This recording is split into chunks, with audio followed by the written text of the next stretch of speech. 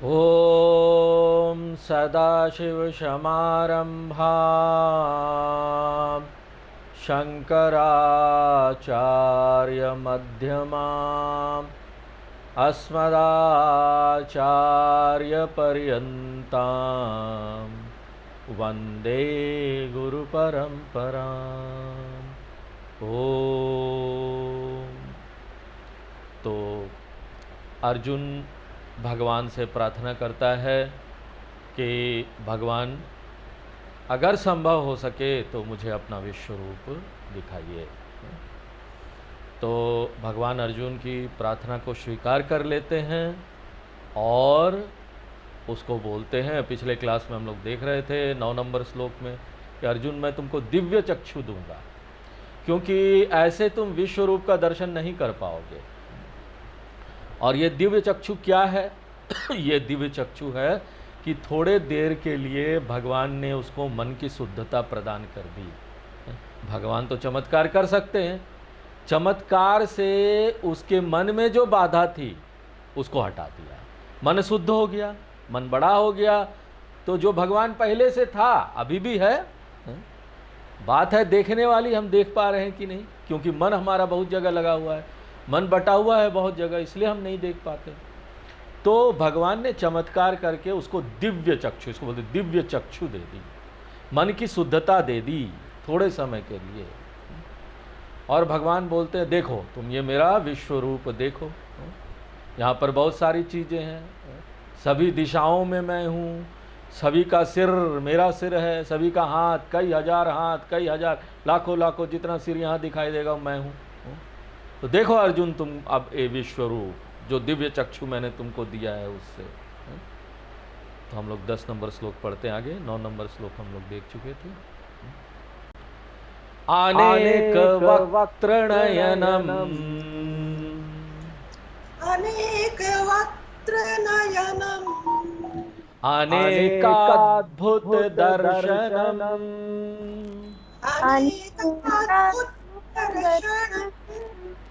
अनेक दिव्याभरणम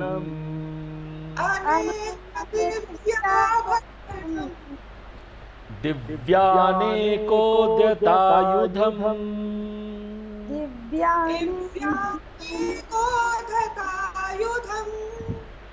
दिव्यमाल्याम्बरधरम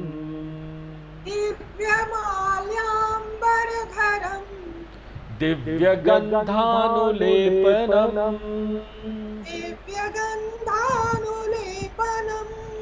सर्वाश्चर्यमयं देवम्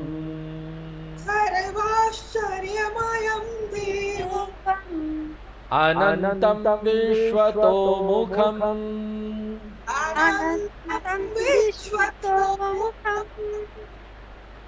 तो यहाँ पर जो वर्णन कर रहा है वो संजय कर रहा है, क्योंकि जब दिव्य चक्षु भगवान कृष्ण देते हैं अर्जुन को, सब जगह यहाँ पर शांति हो गई है, भगवान भी चुप हो गए, अर्जुन भी चुप हो गया।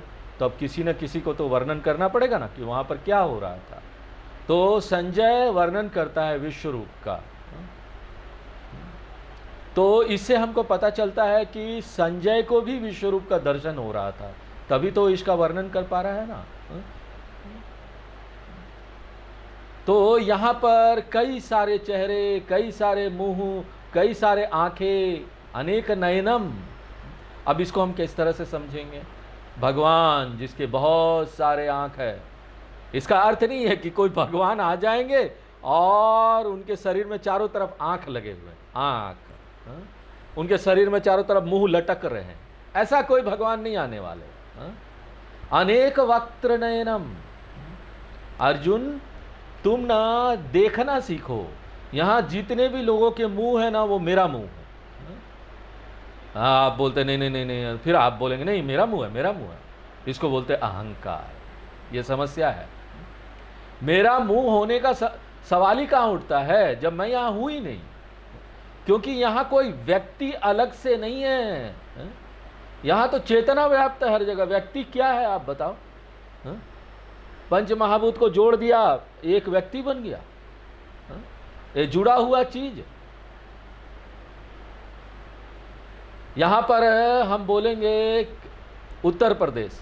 उत्तर प्रदेश क्या है, भारत से अलग है। उसी प्रकार हम बोलते हैं हम एक व्यक्ति क्या ये चेतना से अलग है, जो ब्रह्म से उससे अलग है? नहीं, व्यष्टि समष्टि से अलग नहीं है। जब मैं ही नहीं हूं, सब जगह ब्रह्मार्पणम ब्रह्म हवि है, ब्रह्माग्नो ब्रह्मण हुतम है, ब्रह्मेव तेन गंतव्यम है, ब्रह्म कर्म समाधि ना है, तो मेरा मुंह अलग से है, ऐसा क्वेश्चन कहां उठता है? मेरी आंखें, मेरा मुंह, मेरा शरीर, मेरा घर बार, मेरा यहाँ पर जमीन, तो फिर हम लोग भजन क्यों बोलते हैं? भगवान के सामने जाकर अच्छा इतना सुंदर प्रार्थना करेंगे, भजन बोलेंगे, तन मन धन सब है तेरा। बिना भावना के हमारा सिर्फ मुंह चलता है, मुंह हम शब्द निकालते हैं, पीछे में कोई भावना नहीं है। किसी ने बोला है कि अच्छा है ना हम वो प्रार्थना करें जो हमारे हृदय से निकले, ऐसी प्रार्थना हम नहीं करें कि हमारा हृदय उसके पीछे है ही नहीं, मन से हम बोल ही नहीं रहे। आपके पास भावना है, भगवान के प्रति भक्ति है, लेकिन आप उसको शब्द में बोल नहीं पा रहे हैं, तो कोई बात नहीं, आप बोल नहीं पा रहे लेकिन भावना तो है। लेकिन आपके पास यहाँ पर शब्द है, बहुत सारे शब्द, बहुत वक्ता लोग होते हैं ना, बहुत बोलते हैं, लेकिन मन के पीछे उसकी भावना नहीं है। गड़ा गड़ा गड़ा गड़ा गड़ा बोल देते, तन मन धन कुछ तेरा, चलो फिर नाश्ता करेंगे। नहीं नहीं, वो लड्डू चढ़ा है, जल्दी जल्दी बोलो, भगवान का लड्डू मिलेगा। तो वो ये बहुत महत्वपूर्ण है, इसलिए भावना महत्वपूर्ण है। जितने भी मुंह है यहाँ पर लोगों के, वो भगवान का मुंह है। इसीलिए तो देखो ना, हम लोग सबका सम्मान कर पाते हैं। हमारी संस्कृति में जानवरों का भी सम्मान करते, उनका भी मुंह भगवान का मुंह है ना, उनको भी खाना खिलाते। जहाँ दिखे रोज हमारी संस्कृति में है, पहली रोटी जानवरों का निकलना चाहिए। कोई अतिथि आ गया उसका निकलना चाहिए। जितनी भी आंखें हैं यहाँ भगवान की आंखें, अनेका अद्भुत दर्शनम, यहां पर तो अद्भुत अद्भुत चीजें हैं, आश्चर्य सब है। बोलते दुनिया के 7 आश्चर्य, 10 या 14 आश्चर्य, जो भी आप बोल लीजिए, ये सब आश्चर्य भी ना भगवान के हैं। अनेक दिव्याभरणम, भगवान यहां पर कितने सारे गहने पहने हुए हैं। अब फिर देखिए, आप ना कल्पना मत कीजिए कि ना भगवान का गला है और उसमें 1-1, 2-2 किलो का सोना का गहना लटका हुआ है। अगर ऐसा होगा ना तो भगवान का गला ही लटक जाएगा, कितना लेके घूमेंगे वो। इसलिए अनेक आभरणम, जितने भी यहाँ पर गहने हैं जो आप लोग सब यहाँ पर दुनिया के लोग पहन रहे हैं, वो भगवान का आभरणम है, भगवान का गहना है। अगर हम बोलेंगे कि ये मेरा है तो ये संसारी हो जाता है, लौकिक हो जाता है। और हम उसको अगर ये देखेंगे ये भगवान का है, तो वो क्या बन जाता है? दिव्य हो जाता है, दिव्य आभरणम हो जाता है। भागवतः, भागवतम यानी भगवान का, हर चीज भगवान से जोड़ दो, भगवान का हो गया। अनेक दिव्याभरणम, यही तो हमारी संस्कृति है। कोई भी गहना पहनने से पहले, गहना हम लेके आते हैं ना, हम उसको भगवान के सामने रखते हैं, भगवान आपका है। अगर आपकी ये आदत नहीं लगी है ना, तो अच्छा होगा आप अभी से शुरू कर दो। कोई भी गहना हो, गहना ही क्यों, अगर कोई नया कपड़ा लाते हैं, कोई नया चीज लाते हैं, भगवान के सामने अर्पण कर दीजिए। आपका नहीं है, भगवान का है, आपको सिर्फ उसका उपयोग करने के लिए मिला है। घबराइए मत, भगवान लेने वाले थोड़ी ना है, भगवान तो आप ही को दे देंगे वापस। अगर कोई ये जान लेना भगवान ले लेंगे, कोई भगवान के सामने रखेगा ही नहीं, कुछ प्रसाद भी नहीं रखेगा, भगवान खा लेंगे। वो सब जानते हैं वापस मिलने वाला है।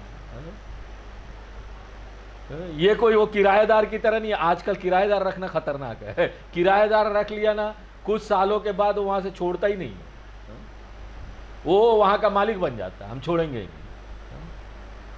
ऐसा नहीं है। हम तो यहां पर ना एक विनम्र भक्त है भगवान के, हम यहाँ पर ये नहीं बोल रहे हैं कि हम इसके मालिक हैं, बिना मालिक बोले हुए हम इसका उपयोग करेंगे। हम ममकारा का यहाँ पर ना अपने अंदर भावना लेकर नहीं आएंगे। ममकारा, हर चीज़ मेरा है, ड्रेस भी मेरा है, गहने भी मेरे हैं, ये सारी चीज़ें भी मेरी है। हम याद रखेंगे ये सब भगवान का है। जब भी भगवान हमसे मांगेंगे, हम भगवान को ना धन्यवाद बोल के इसको वापस कर देंगे सही समय पर। इसलिए जितने भी यहाँ पर गहने हैं भगवान के हैं। दिव्य अनेक उदयत आयुधम, और भगवान का यहाँ पर कितने सारे हजारों हजार शस्त्र हैं। शस्त्र लेके हाथ ऐसे उठा हुआ है,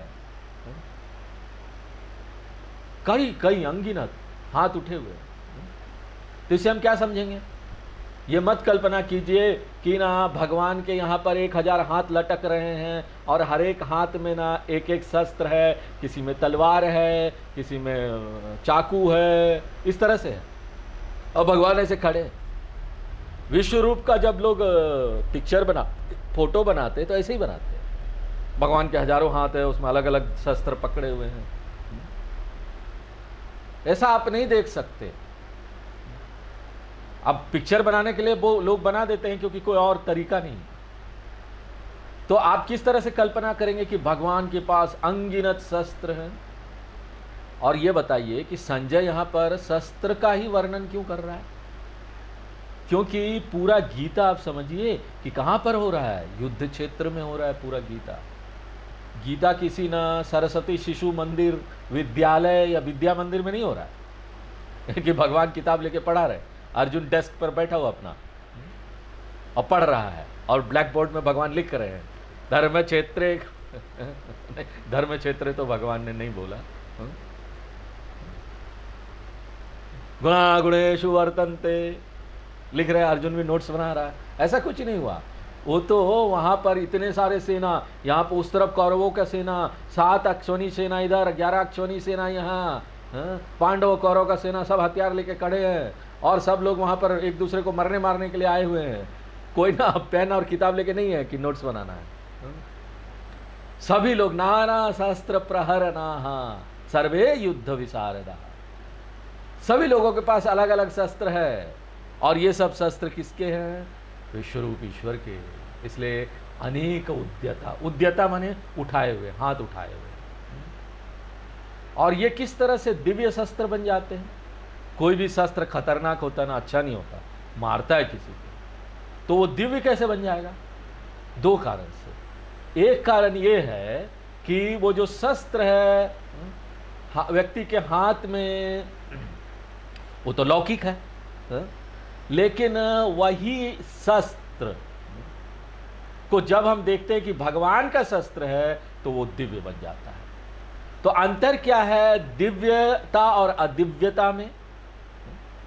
भगवान के साथ जिस चीज का संबंध हो जाता है वो दिव्य हो जाता है। जैसे प्रसाद है, फल वाला फल बेच रहा है, एप्पल है, अंगूर है, आम आए हुए हैं आजकल, लीची बड़ी अच्छी आई हुई है, आम, लीची, बेल आए और बेल, ये सारी चीज़ें जो है, ये फल सब सीधे खरीद के लाइए तो वो कुछ नहीं है, लेकिन वही चीज़ अगर मंदिर में चढ़ा दीजिए तो प्रसाद बन जाता है। उसी तरह कोई भी चीज़ भगवान से जब उसका संबंध जुड़ जाता है ना, वो दिव्य बन जाता है। कोई भी धर्मनिरपेक्ष चीज़ पवित्र बन जाता है जब ना वो भगवान के साथ जुड़ जाता है। और अगर हम यहाँ सब चीज़ को देखेंगे ना कि वो भगवान का है, तो यहाँ पर कोई भी चीज़ ऐसा नहीं होगा जो भगवान का नहीं है। विश्व रूप भक्त के लिए सेकुलर उकलवर जैसा कोई चीज़ नहीं है। धर्मनिरपेक्ष, सेकुलर, क्या चीज़ सेकुलर? सब चीज़ तो भगवान का है। हम तो सेकुलरिज्म सोच भी नहीं सकते हमारी संस्कृति में। हर जगह तो हम भगवान देखते हैं। सर्वम पवित्रमयम ईश्वरम। तो ये एक कारण है। दूसरा कारण क्या है? ये सारे शस्त्र जो है दिव्य है क्योंकि ना वो बने हैं धर्म संरक्षणम के लिए। 4थे अध्याय के 8वें श्लोक में भगवान बोलते हैं ना, परित्राणाय साधूनाम विनाशाय च दुष्कृताम धर्म संस्थापनार्थाय संभवामि युगे युगे। जिस क्षण कोई भी शस्त्र धर्म से जुड़ जाता है, वो भगवान से जुड़ जाता है, क्योंकि धर्म एवं ईश्वर। इसलिए तो हम लोग बोलते हैं कि रामो विग्रहान धर्मः। दयानंद स्वामी जी बार बार बोलते थे कि भगवान यहां पर किस रूप में है? सृष्टि के नियम के रूप में, व्यवस्था के रूप में। सृष्टि में यहां सामंजस्य चल रहा है, ये भगवान है। उस सामंजस्य को बनाने के लिए हमको हथियार उठाना पड़ता है ना, गलत लोगों को मारना है, अधर्मी लोगों को। तो हम क्या कर रहे हैं? भगवान का उस धर्म को बनाए रखने के लिए कर रहे हैं, तो भगवान से जुड़ गया। तो ऐसा जो शस्त्र है वो विश्व रूप ईश्वर, ऐसा शस्त्र का दर्शन वहां पर हो रहा था। इन सब जो श्लोक है ना, उसमें वर्ब नहीं दिया गया है, क्रिया नहीं दिया गया है। तो संस्कृत के जो विद्यार्थी है ना, उनके लिए दिखाई देगा कि ये सब विशेषण है। हाँ, ये ऐश्वर्य रूप जो भगवान का, उसका वर्णन है, जो श्लोक नंबर 9 के दूसरे लाइन से आता है। संज्ञा वहां पर है, विश्व रूप वहां पर दिया हुआ है। और ये जो 10वां और 11वां श्लोक है ना, उसमें जो विशेषण दिया हुआ है ना, वो उसी विश्व रूप का है। तो यहां पर दिव्य मालांबरधरम विश्व रूपम दिव्य गंधानुलेपनम, विश्व रूपम का, विश्व रूप का, ऐसे जोड़ना पड़ेगा हमको, वर्ब जोड़ना पड़ेगा। इन श्लोकों में 10-11 में वर्ब नहीं दिया हुआ। दर्शय आशा, भगवान कृष्ण ने अर्जुन को दिखाया। यहां भी आपको नोट करना चाहिए, जब हम बोलते हैं भगवान कृष्ण ने अर्जुन को ये रूप दिखाया, तो बड़ा कंफ्यूजन होता है, भ्रम क्रिएट हो जाता है। ऐसा लगता है कि विश्व रूप पहले से नहीं था, और जैसे उसको दिव्य चक्षु मिली तो विश्व रूप ना सामने आ गया। ऐसा नहीं है, भगवान ने विश्व रूप दिखाया, भगवान ने बाधा को दूर कर दिया जो अर्जुन के मन में था। इसी सृष्टि को दिव्य रूप में देखने के लिए जो बाधा था वो दूर कर दिया, वो जो भावना था उसको दे दिया, उसके मन में वो भावना आ गई तो बाधा चला गया। इसका क्या अर्थ है? जो पहले आप धर्मनिरपेक्ष देख रहे थे, कहीं भगवान को नहीं देख रहे थे, बोल रहे थे तो आप पवित्र है। हाँ, होता है ना, हम लोग भगवान को भी कोई चीज़ चढ़ाते हैं तो फूल वूल नीचे गिर जाता है तो उसको नहीं चढ़ाते, बोलते आप पवित्र हो गया, तो ऐसे देखते। लेकिन एक विश्वरूप भक्त आ जाता है तो उसके लिए सब पवित्र है। यहाँ पर सब में भगवान है, कुछ भी अलग नहीं है कि पवित्र है या अपवित्र है। तो एक भावना में बदलाव आ जाता है। यहाँ पर बाहर से कोई घटना नहीं हो रही है कि अचानक कोई चमत्कार हुआ, विश्वरूप आके सामने खड़े हो गए, अर्जुन को दिव्य चक्षु मिल गया, एक नया आंख, तीसरा आंख, और उस आंख से वो देख लिया, ऐसा कुछ नहीं हुआ। विश्व रूप दर्शन जो है कोई ऐसे घटने वाली चमत्कारिक घटना नहीं है, ये तो एक दृष्टि में परिवर्तन, भावना में परिवर्तन है। भावना और दृष्टि में परिवर्तन, बाहर कुछ नहीं हो रहा है। बाहर तो जो था वही था, किसी और को पता ही नहीं चलेगा बाहर क्या, बाहर तो सब वैसे ही है। मालांबरधरम, तो भगवान यहाँ पर माला भी, माल्यम पहने, माल्यम यानी बहुत सारे माला है, अंबरम यानी बहुत सारे कपड़े, दिव्यम यानी दिव्य। तो भगवान यहाँ पर बहुत सारा माला पहने हुए हैं, बहुत सारा यहाँ पर ना कपड़े पहने हुए हैं। यहाँ भी आपको क्या समझना पड़ेगा, कल्पना मत कीजिए कि एक निजी भगवान आएंगे, आके आपके सामने खड़े हो जाएंगे, अलग अलग माला पहने हुए, माला से उनका ऐसा लटक रहा है चारों तरफ। यहाँ पर जितने भी लोगों को आप, संत साधु, सब लोगों को माला पहने हुए देखेंगे ना, आप समझ लीजिए भगवान ने माला पहना है। उनका जो भी ड्रेस आप देखेंगे ना, भगवान का ड्रेस है। जितने भी दुनिया के लोग ड्रेस पहन रहे हैं ना, भगवान का ड्रेस है। जिस क्षण हम ये देखते हैं कि ये भगवान का है तो वो दिव्य बन जाता है। तो हम देखते हैं दिव्य गंधानुलेपनम, और विश्वरूप लेप है, लगाए हुए हैं, सुगंध का लेप। गंध यानी परफ्यूम, इत्र। उस समय में परफ्यूम था नहीं, इत्र वगैरह नहीं होते थे। अब तो क्या है कि बोतल आ जाता है, स्प्रे है, चारों तरफ आगे पीछे सब आप छिटक दीजिए। उस समय में इस तरह का कोई मॉडर्न स्प्रे नहीं था। उस समय का परफ्यूम क्या था, उस समय का इत्र क्या था? चंदन, चंदन घिसो। और कुछ और चीजें थी, गंधानुलेपनम। तो शरीर में पूरा ना दिव्य गंध का लेप लगा हुआ है जो दिव्य है। तो फिर से यहां पर क्या अर्थ हमको लेना है, यहां पर अलग अलग लोग, दुनिया के लोग जो यहां पर गंध लगाते हैं ना अपने शरीर में, वो जो परफ्यूम लगाते हैं वो भगवान का ही है। यहां पर देखिए, जब इसलिए हम लोग विभूति चंदन आदि लगाते हैं अपने सिर में, यहाँ पर ऐसे लगाते हैं भक्त लोग, तो भगवान का नाम उस समय लेते हुए लगाते हैं। इसके लिए मंत्र भी है, विभूति धारण मंत्र उसके लिए है। और जो वैष्णव लोग होते हैं, भक्त लोग, वो अपने पूरे शरीर में इस टीका को, इस विभूति को लगाते हैं और उस समय ना बोलते हैं नाम, केशवा, नारायणा, माधवा, गोविंदा, इस तरह से बोलते हैं। इसका क्या अर्थ हुआ कि ना मैं अपने शरीर को सजा नहीं रहा हूँ, मैं यहाँ पर ना भगवान के शरीर को सजा रहा हूँ। मेरा अपना शरीर ना सजाने लायक तो है ही नहीं,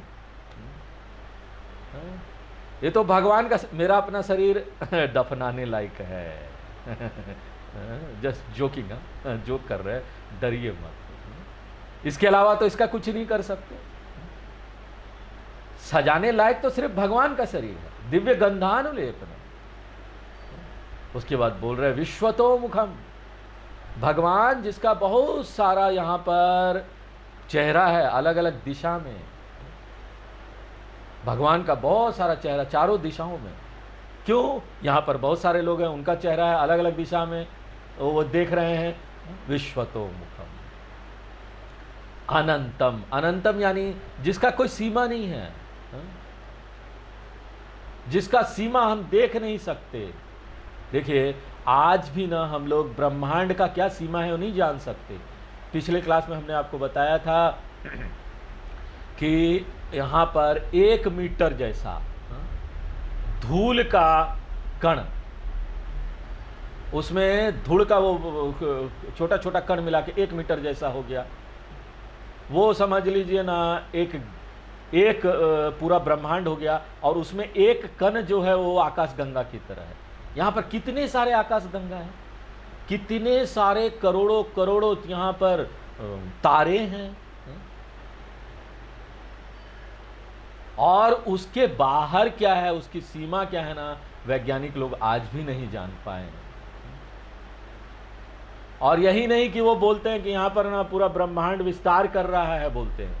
अब ब्रह्मांड एक जैसा नहीं हो, बोलते विस्तार हो रहा है। तो सोचिए, और ये कितना बड़ा हो रहा होगा, हमको पता भी नहीं, हर दिन बड़ा हो रहा है। और क्या है कि हमारे ये जो तारे हैं दूर चले जा रहे हैं, और दूर चले जा रहे हैं, कितना जगह बनता जा रहा है, एक एक तारे दूर चले जा रहे हैं। समझिए, आप इस तरह से अगर देखेंगे तो एक ब्रह्मांड का सीमा क्या होगा, सोच लीजिए, सोच भी नहीं सकते। पादोस्य विश्वाभूतानि त्रिपादस्य मृतं दिवि त्रिपादूर्ध्व उदयित पुरुषः पादोश्याः भवात् पुनः। पुरुष सूक्तम का श्लोक है ये। बोलता है कि ये जो है ना ब्रह्मांड है ना, इसको असीमित है, और ये जो असीमित ब्रह्मांड है वो भगवान विश्वरूप जो भगवान है उसके शरीर का ना एक छोटा सा भाग है। ये ब्रह्मांड जिसको हम देख नहीं सकते, जिसकी सीमा को नहीं जान सकते, लिमिटलेस यूनिवर्सल जो है, वो भगवान के शरीर के एक कोने में पड़ा हुआ। अब सोचिए भगवान का क्या साइज होगा, भगवान का आकार ना कल्पना कीजिए क्या होगा। अनंतम, कोई सीमा नहीं। आकाश के संदर्भ में भी और समय के भी संदर्भ में कोई सीमा नहीं। तो हम यहाँ कर क्या बोलते हैं, सर्वाश्चर्यमयम। विश्व रूप ईश्वर जो है महान आश्चर्य है, सर्वाश्चर्यमयम देवम। देवम यानी विश्व रूप ईश्वर को देव बोल रहे हैं, आप उसको जोड़िए इसमें। दर्शयमास पार्थाय, ऐसा जो विश्वरूप महायोगेश्वर हरि पार्थाय दर्शमाशाय इति नवमो श्लोकेन अन्वयः। आइए 12 नंबर श्लोक पढ़ते हैं। दिवि सूर्यसहस्रस्य दिवि सूर्यसहस्रस्य भावेदयुगपदुत्थिता अवेदयुगपदुस्थिता यदि भासदृशी सा स्यात् यदि भासदृशी सा स्यात् भासस्तस्य महात्मनः। भासस्तस्य महात्मनः। आप सोचिए भगवान का प्रकाश कितना होगा, महान प्रकाश। हम देखिए सुबह का सूरज ही हमको देखना कितना कठिन होता है। बाहर देखिए सूरज को आप आंख से आंख नहीं मिला पाएंगे, और वो भी सूरज कितना दूर है पता है आपसे? 9 करोड़ माइल दूर है। और उस सूर्य को आप तक पहुंचने के लिए सूर्य की रोशनी को, प्रकाश को 8 मिनट लगते हैं। इतना दूर है सूर्य। और सूर्य ना पूरे ब्रह्मांड में एक छोटा सा सामान्य सा तारा है और कुछ नहीं। और उसी का जो रोशनी है, प्रकाश है ना, हम उसी के सामने खड़े नहीं हो पाते। आप सोचिए, कल्पना कीजिए कि आंख पूरा प्रकाश देख रहा है सभी तारों का, कितना वो प्रकाशवान होगा। उसकी प्रकाश की हम कल्पना भी नहीं कर सकते हैं। इसलिए संजय यहां उदाहरण देता है, मान लीजिए हजारों सूर्य यहां निकल आए और वो भी पूरे आकाश में एक साथ हजारों सूर्य निकल आए। सूर्य सहस्रस्य भाहा, सूर्य सहस्र नाम यानी हजारों सूर्य, भाहा यानी प्रकाशवान, उसका प्रकाश, हजारों सूर्य का प्रकाश उत्थिष्ठा उग गया है, एक साथ आकाश में आ गया है। ये जो उदाहरण है ना, एक वैज्ञानिक जिन्होंने एटम बॉम्ब बनाया, जिसका नाम ओपेनहाइमर था, अमेरिका के एक वैज्ञानिक, उन्होंने जब एटम बॉम्ब बनाया, जब वो फटा तो वो संस्कृत पढ़ते थे वो वैज्ञानिक, और उन्होंने गीता भी पढ़ा था।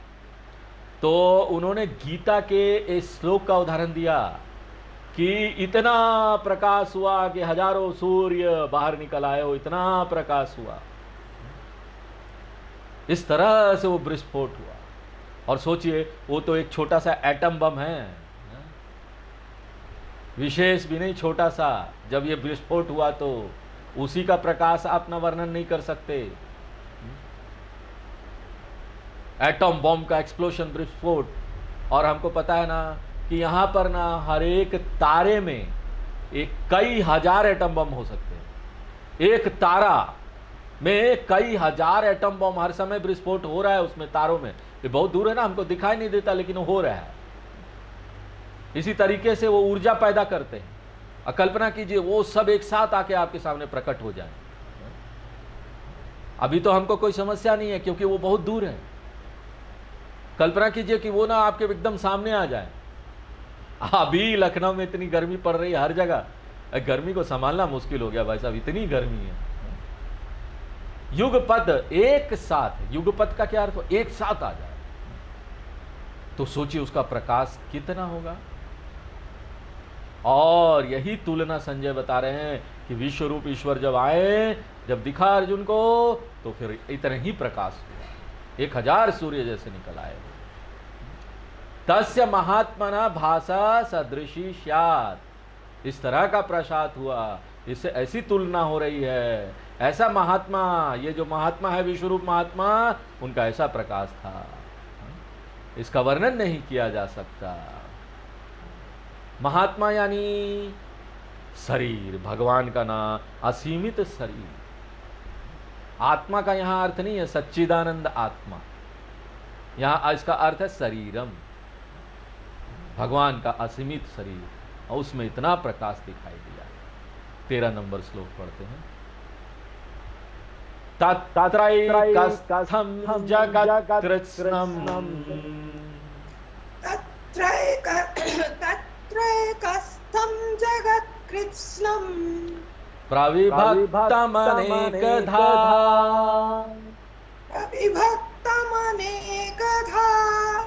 अपश्यद् देवदेवस्य अपश्यत देवदेवस्य शरीरे पाण्डवस्तदा।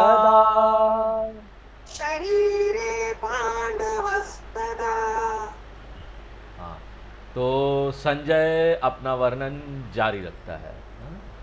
अर्जुन इस असीमित शरीर, भगवान का इस असीमित शरीर, इसको हम क्या लेंगे? असीमित शरीर, ये ना आकाश ही है। आकाश भगवान का असीमित शरीर है। अर्जुन ने वो सारा चीज देखा। कृष्णम जगत एकस्थम अपश्यत। अर्जुन वो पूरा ब्रह्मांड देखा भगवान के उस शरीर में।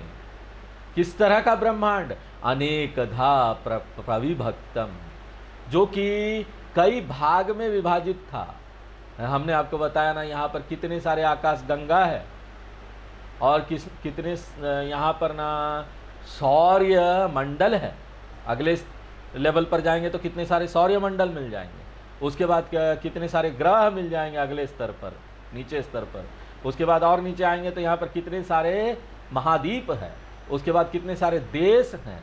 महाद्वीप तो भगवान ने विभाजित किया है, देश तो हमने विभाजित किया है। अलग अलग हमने यहाँ पर बाउंड्री बना ली है, लाइन ऑफ कंट्रोल बना लिया है, और लड़ते रहते हैं। पूरा जो यहाँ पर ब्रह्मांड है ना, वो कई यहाँ पर रूप में विभाजित है। अर्जुन ना ये सारी चीज भगवान के शरीर में देखता है। जिस तरह से मैया यशोदा, पुराणों में कहानियां आती है ना, माँ यशोदा ने भगवान कृष्ण के मुंह में पूरा दुनिया, पूरा ब्रह्मांड देख लिया। ये एक प्रतीकात्मक प्रस्तुति है, विश्व रूप दर्शन का प्रतीकात्मक प्रस्तुति। वहां भी माँ यशोदा को विश्व रूप का दर्शन हुआ था भगवान के मुंह में। तो उसने देखा कहां पर? देव देवस्य शरीरे, भगवान के शरीर में। देव देव यानी ईश्वर। और जब हम शरीर देखते हैं तो अब बोलते हैं तो यहाँ पर ये मत लीजिए 5 फीट 6 फीट शरीर कृष्ण भगवान का, ऐसा कोई आया? कृष्ण भगवान का असीमित शरीर। छोटे से शरीर में तो ना यहाँ पर ना पूरा ब्रह्मांड को आप कैसे लेकर आएंगे? वो तो वहाँ समा भी नहीं सकता। छोटे से शरीर में आप भगवान कृष्ण का एक मूर्ति रख लेंगे तो उसमें आप एटलस लगा सकते हैं, पूरा ब्रह्मांड नहीं लगा सकते। दुनिया का एटलस, हम पूरा दुनिया उसमें नहीं देख सकते। एटलस चिपका दीजिए, एटलस खोल खोल के आप देख सकते हैं। यहाँ अमेरिका है, यहाँ यूरोप है, यहाँ आर्कटिक है, यहाँ अनार्कटिक है, जो भी। सचमुच का ब्रह्मांड आप नहीं देख सकते।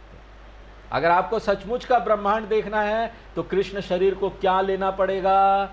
कोई सीमित मूर्ति वाले भगवान नहीं, आपको लेना पड़ेगा कृष्ण भगवान का शरीर। क्या है? एक पूरा आकाश है। इसलिए देव देवशः आकाश मत शरीरे अनंत शरीरे पांडवा अर्जुना तदा। उस समय, किस समय? जब अर्जुन को उन्होंने दिव्य चक्षु दिया। दिव्य चक्षु देने से पहले अर्जुन को तो वही दुनिया दिख रहा था ना, वही डराने वाला दुनिया, वही दुनिया जो उसको समस्या दे रहा है, वही दुनिया जिसका वो सामना नहीं कर पा रहा है, वही बोझ वाली दुनिया। अब यही जो दुनिया है ना, वो एकदम अलग हो गया है। इसलिए तदा दिव्य चक्षु प्रदान अनंतरम। तो दिव्य चक्षु का आशीर्वाद देने के बाद अर्जुन ने ये विश्व रूप देखा। और ये कौन रिपोर्ट कर रहा है? संजय बता रहा है। संजय इसको रिपोर्ट कर रहा है कि ऐसा ऐसा हुआ, क्योंकि अर्जुन और भगवान तो साइलेंट हो गए थे। तो आज हम लोग यहीं विराम देते हैं, आगे फिर नेक्स्ट क्लास में देखेंगे।